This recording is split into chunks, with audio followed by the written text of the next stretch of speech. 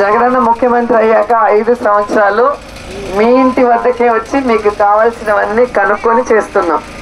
Elections వచ్చిన ఈ 2 నెలలు చంద్రబాబు నాయుడు ఎలక్షన్ కమిషనర్కి లెటర్ పెట్టడం వల్ల వాలంటీర్లు పెన్షన్లు ఇవ్వకూడదని మీరంతా వెళ్ళి కష్టాలు ఇచ్చారు. ఎందుకంటే ఆయన ప్రజలు సుఖంగా ఉంటే నచ్చదు. ఆయన ముఖ్యమంత్రిగా ఉన్నప్పుడు ఎప్పుడైనా ఏమైనా చేసినా చేయలా. మళ్ళీ జగనన్న రావాలి, వాలంటీర్లు మీ ఇంటికి వచ్చి అన్నీ మీకు చేయాలి.